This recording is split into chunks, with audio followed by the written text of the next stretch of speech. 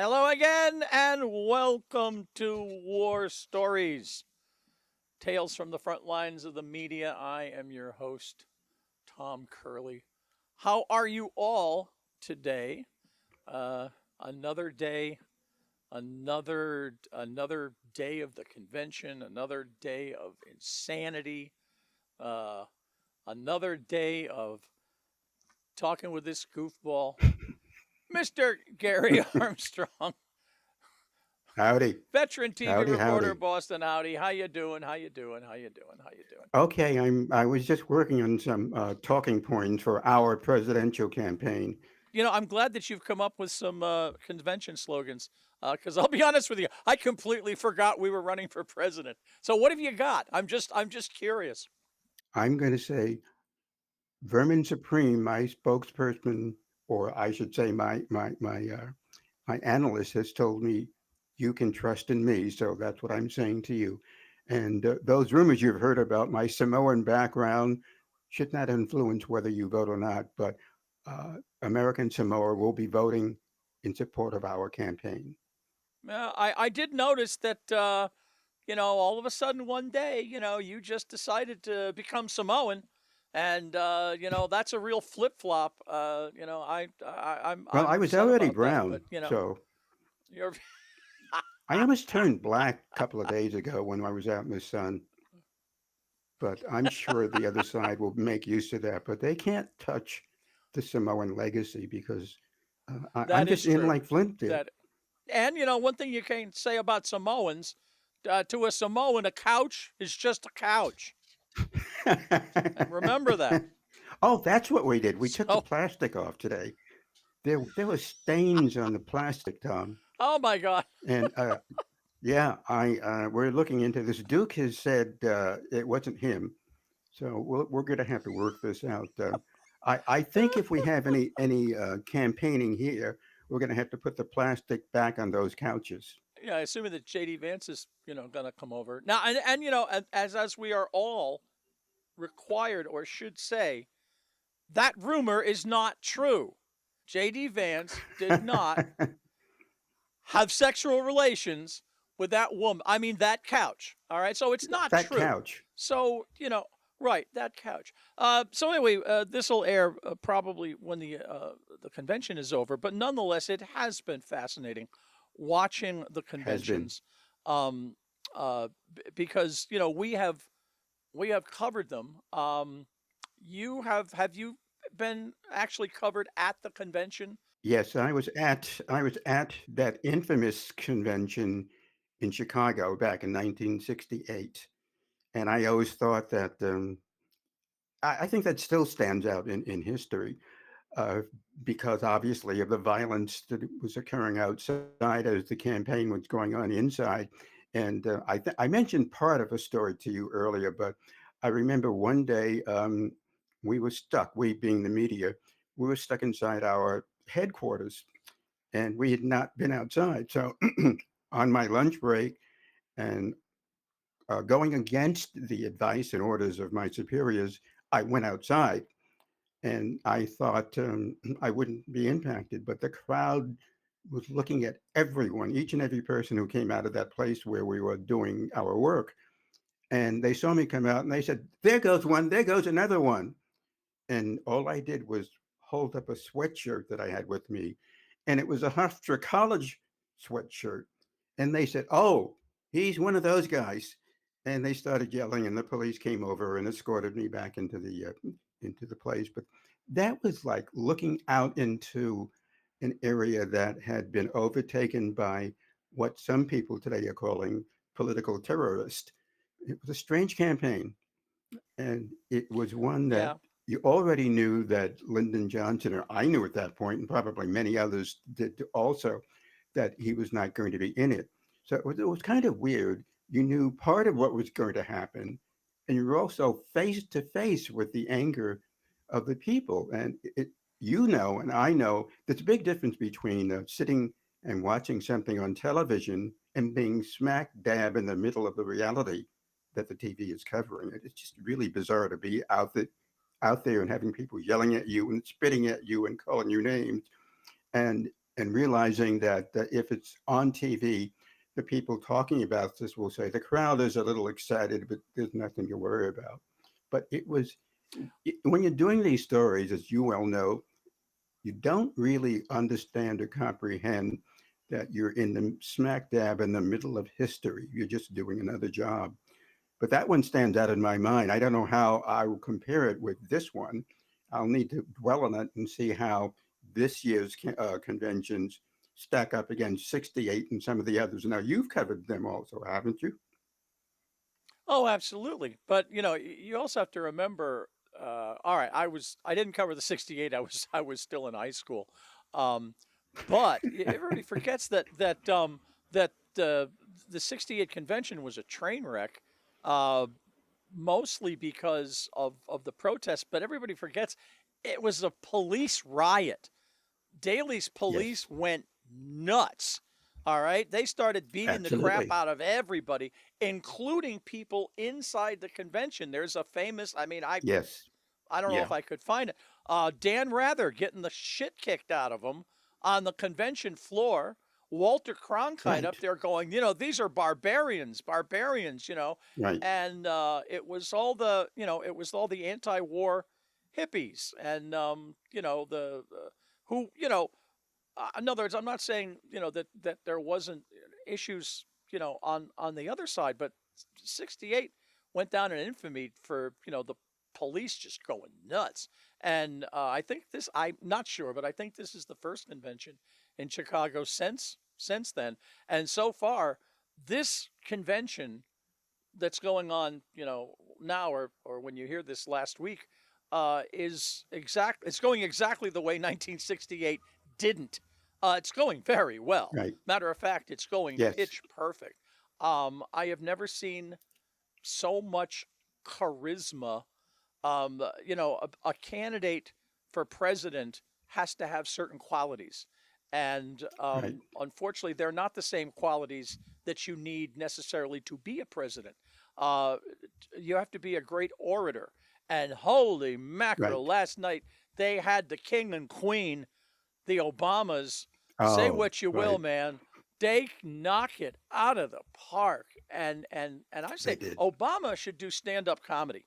That guy, his timing is Oh, pitch perfect absolutely. because as a stand-up comic, he could go and just brutalize the Republicans because Right. he's just doing Don Rickles. I mean his thing about you know Trump is obsessed with crowd size, and the Yeah. place goes nuts. You know, you know. and I when mean, and when they we have started entered a when they yeah, started booing, when they started booing, as yeah. you well know, since you've done stand up, he wasn't phased at all. He just looked at them, and when he admonished them, he was smiling. So it wasn't as if the booing impacted him in a negative way because he was smiling as he said, "No, He no, was no smiling. booing," Yes, and he just continued yes. We could, uninterrupted. exactly. I mean, how much has the world changed? In 2016, we had Michelle Obama going, "When they go low, we go high," and now we're Right. doing dick jokes. Okay, we're doing dick jokes, and we're loving it. All right. God bless Yes. you, Yes. Obama. The only thing would be funnier if somebody farts on stage.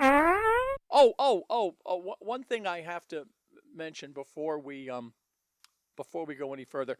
If you've seen last week's show, you know that we are very concerned about AI and deep fakes, Yes. and we exposed it here on the show. Turns out my AI, my Chironomatic 2000 instantaneous graphics generator, does have an AI module, and it was doing deep fakes, but it's gotten a little out of Wow. hand. So I've now made sure it took me a long while to find it, but if you go through a dozen little drop down menus, there's a little button I can click and I can see. Hmm. All right. I couldn't see before when the AI program was, putting in deep fakes. And I'm sure you people at home wouldn't notice it because they're so good. But nonetheless, it's getting a little out of hand, really beginning to tick me off. And whoa, no, hey, no, but that is not Gary. That is not Gary. Stop it. Stop it right. No, that is not. don't change. Oh, that is a silly hairdo. Oh, actually, I sort of like that one. But no, stop it. Stop it now. Okay, all right, fine. All right, we're back. I apologize for that. I apologize to everybody at home. And hey! Not on me. That's not me. Stop it. Stop it. Stop it. No, You no, know, no. you're paying. Wait a minute. What is your obsession? What is your obsession with me doing dumbbells? This is stupid. Stop. All right, fine. You know Fine. what All that right. is? I'm That's sorry. your We're karma has back. come around the corner. Karma with a K or a C. Uh, because of your Captain Clerk background and all the parodies you've written over the years. AI is now coming I back and guess saying you're paying penance for all that you've done to make fun of penance. us. Yeah. Yeah. Well, unfortunately, I can't fire the bastard. They got their union is too strong, and I do support unions. Anyway, to answer your question, yes, I was usually at home meaning in New York, doing the morning news. When we went to Yeah. conventions, I wasn't on the remote crew, but I was on a couple. One of them with the morning show, with Marriott Hartley and uh, Roland Smith. We were at the 1984 convention. Right. 1984? Yeah, 1984 convention. Uh, let's see, who the hell was it? It had to be Reagan running against. Oh my God, we don't even remember who the hell he's running against. I'll throw out Mondale. I don't really remember. Well, anyway, it was in San Francisco, and it was at the Moscone Center, which is a big convention center. But the morning show was airing not from the Moscone Center. We were from the Fairmont Hotel, and I remember the hill was so steep. I mean, this is San Francisco, that we had like a Right. 40-foot remote truck, right? And we had to jack up. They had to jack up the back end of the remote truck Wow. so that it was level. All right? Because in other words, the truck would have Got it. been like Got it. this. So we had to. Yeah. So, and of course, the back end of the truck is the audio booth because we're always the Right. back of the bus, You've got all that and tonnage in the there. tonnage and but the thing was when you'd open the door from the audio booth, you if you walked out, you'd fall like 6 feet. So that was a little weird, but Yeah. two cool things I remember about the convention. Um, we weren't allowed. CBS wasn't allowed to bring in catering, um, which they did at the Moscone Center, because Why? the hotel Why? wouldn't allow it. Because the hotel wouldn't allow Mm. other people to bring food into the hotel. They have restaurants, Okay. so we Right. had to eat at the restaurants at the Fairmont Hotel, which were pretty good restaurants. All right, and I bet. because there's no other way to do it, we just went in whenever, Right. ordered whatever we wanted, and CBS Right. picked up the tab. Well, telling a bunch of technicians and engineers and ADs that you can walk into a fancy restaurant and order anything you want and it's on the house, uh, that's I dangerous. know. All right, so so we so at the end of the week we were there I think for 7 days total. I remember one of my bosses telling me we ran up a $27,000 food bill.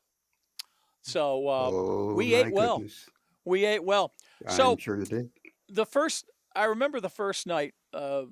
We had dinner at the normal hour, 6 o'clock at night, and our director was there, and he started drinking a cocktail, Silver Bullets. So of course, we had to Right. follow our leader, and we were all drinking Silver Bullets, and Of so course. by the time it became midnight, we went to work because we had to go to our show is at 6 in the morning. So we were all, none of us were drunk or anything like that because it was hours later, but we were relaxed. All right. We were not Of course. tense, you know? So Right. anyway, we're all doing our thing and we're getting set up. And it's about 2:59 in the morning, about 1 minute to 3. And we're all doing our thing. And I remember, I think it was me. We sat back and I go like, something is wrong. We're missing Hmm. something. And all of a sudden I look up at the clock and I hit the key to talk to everybody, the front, the front row, and I go, guys, we're we're on the air at 6 o'clock, right, a.m. They go, yeah, like every other day, duh. And I said, yeah, but we're in San Francisco. They said yes. I said, so So, isn't 6 o'clock really 3 o'clock? And they all clock, realized at the right? same time that we're going to go on the air in about 30 seconds. Now, the funny thing was, normally this would have been chaos, and yet we all went, Yes. ha, oh, okay, because we were really relaxed. And so anyway, we went Yeah, on the air I get laughing. that. We're laughing about the fact that we almost missed air because we just forgot that it was three Yeah. o'clock. Because it wasn't in our muscle memory. But the show went on just fine. Everything was fine. Everybody had a good Did you time. had talent? And Was it that talent there? Oh, absolutely. Yeah. Oh, absolutely. They're all there. Marriott Rowland, Bob Saget was our comedian. Mark McEwen was our weather guy. It was a comedy. It was Okay. a variety show. The morning news briefly got turned over to the entertainment department in the mid '80s, and Mhm. it only lasted 13 weeks. But God, it was a great show. It was a wonderful show. We had live audiences. It was just great. But the other cool thing I remember, um, I think it was maybe it was a Clinton. Uh, I was at home in New York, but we discovered that the hotel that we were in um, had a balcony that looked out at the building across the way, across the street, and 2 stories up, the Good Morning America crew were set up. That's where they were doing Good Morning America, and they had a balcony where they could come down and look at us. So we decided Right. to do a simulcast interview between CBS and ABC, between Good Morning America and the morning news, whatever it was being called in those days. And you wouldn't Right. believe it was fun. I mean, you want to imagine the complexity of just the audio and the video. We had to run lines out to the balcony. We had to send isolated feeds to them. They had to send it to us. Yeah. It had to be coordinated. The producers, the everybody, this all had to be incredibly coordinated so that at the exact same moment, CBS would go, "Hey, here's something outside," and they would get up, and at the same Ooh. time on Good Morning America, their guy went, I it sounds like there's somebody out on the balcony, and then they both walked out, and we both simulcast. It was seriously cool. It was a lot of fun. Uh, um, You know, Tom. Again, I'm not sure when this podcast will air, but um, I don't think the people who watch us will have what they would call fading memories of the Democratic convention of this year. One of the things I noticed, and this I don't think this is an inside thing. We were watching Marilyn and I different coverages, and because the broadcast networks were not picking up the convention until I believe 10 o'clock Eastern time, we were looking for other ways of watching the convention from the get go. So we wound up on PBS, and one of the things I noticed in terms of difference of coverage is that the broadcast people had their reporters running around and doing stupid little things to fill time. I'm sure they had the mandate, as we had it, to keep it interesting, keep it fast, keep it manic. So one of the network reporters, was pointing out where the various delegations would be seated, and it got to be a little bit silly and boring. Now, when we were watching public broadcasting during the actual convention, it was very staid. No one was cut off. There were no jokes.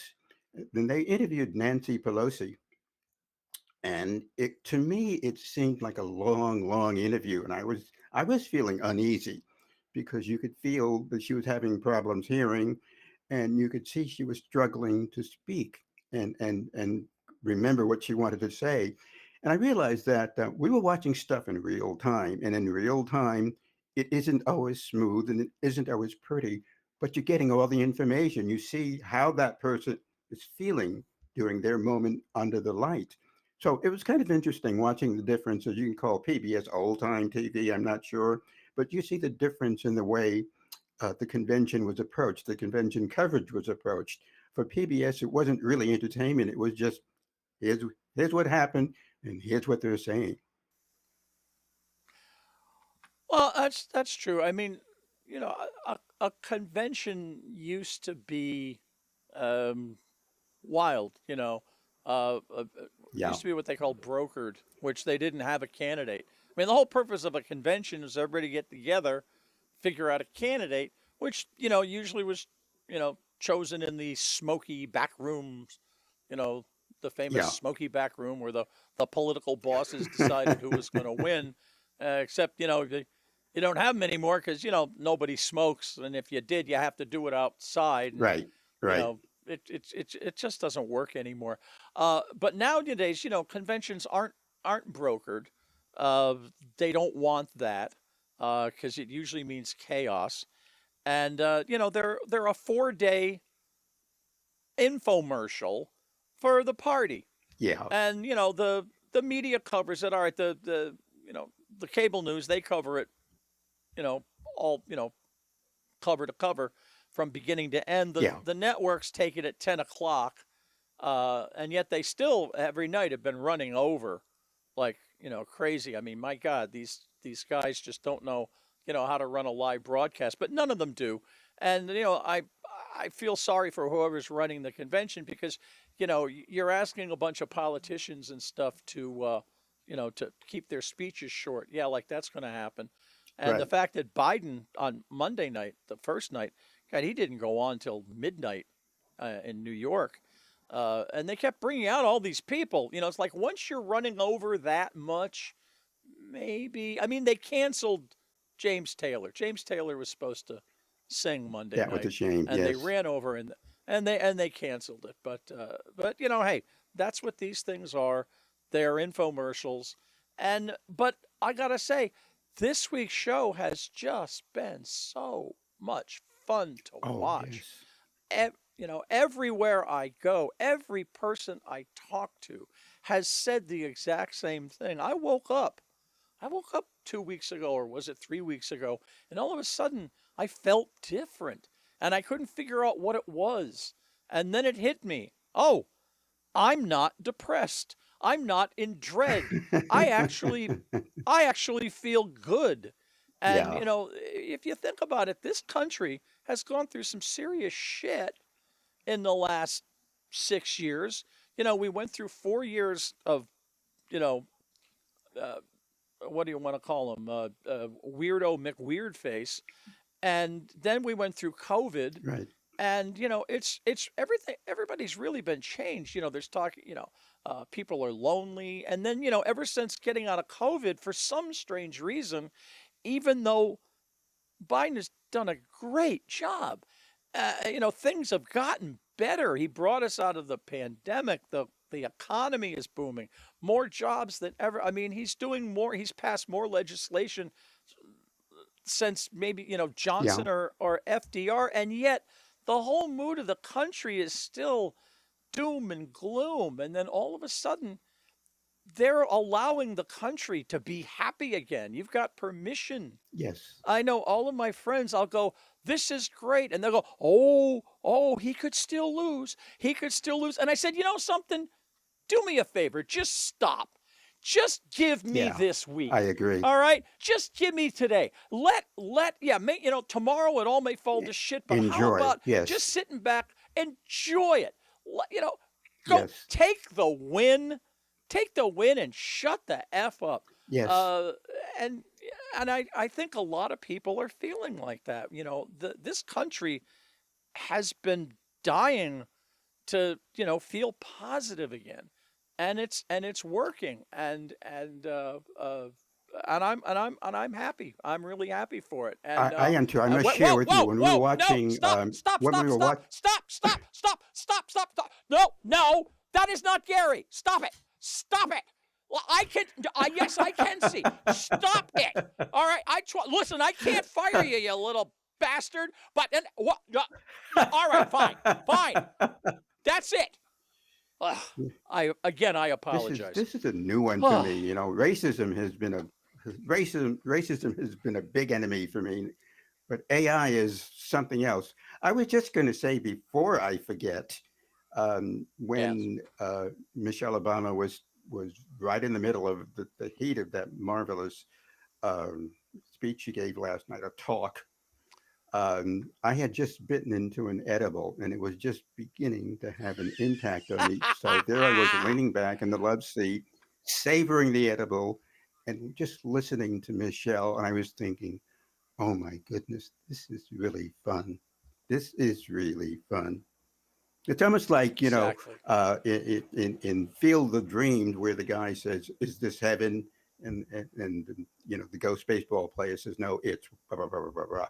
I just had to say to myself, because you're always complaining about something, you have to get up and do something, or something goes wrong. But all there was to do was to just lean back and enjoy and say, "Yeah, yes, yes." Yep, yep. I've it's been great, and people are going, oh, again, first, then the next thing, oh well, it might not last.